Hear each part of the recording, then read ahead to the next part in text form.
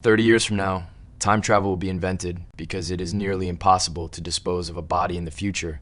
Criminal organizations send their targets back in time to be killed by assassins called loopers. We are paid in silver bars strapped to the target's back. The job is simple until the day the target sent back is you. Every looper knows their contract ends with a closed loop to erase all evidence of the crime. The mob eventually sends the looper's older self back 30 years to be assassinated by their younger self. You kill your older self, receive a massive golden payday, and retire for 30 years until the cycle catches up to you. In this future, a small part of the population, about 10%, has minor telekinetic powers, though most can only do small tricks like floating a coin. I am Joe, by the way. One day, I was waiting for my target, but he arrived without a hood and without being tied up. It was old Joe. I hesitated for a split second, and he used that moment to escape. This is the worst mistake a looper can make. If you let your loop run, the mob will kill you both. I carved a message into my own arm, knowing the scar would instantly appear on old Joe's body to get his attention. When we finally met, he explained his mission. In his timeline, he had closed his loop and lived a long life in China where he found peace and a wife he loved. But when the mob came to collect him after 30 years, they accidentally killed his wife. Now, old Joe has traveled back to the past to find and kill the child who grows up to be the Rainmaker, the terrifying mob boss responsible for her death.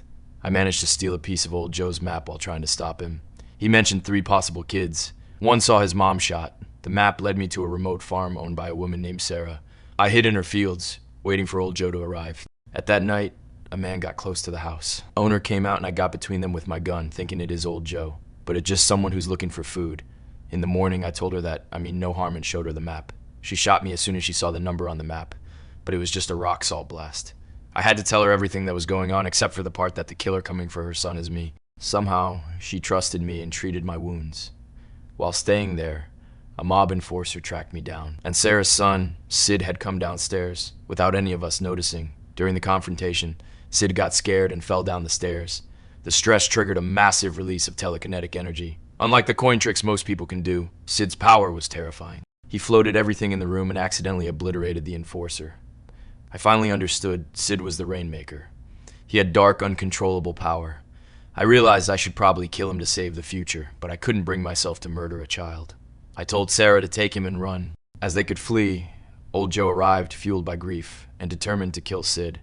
Sarah stepped between old Joe's gun and her son, refusing to move.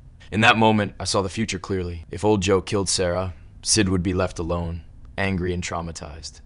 Old Joe wasn't stopping the monster. He was creating him, to save Sarah and the boy, and to stop the cycle of violence. I turned my gun on myself and pulled the trigger.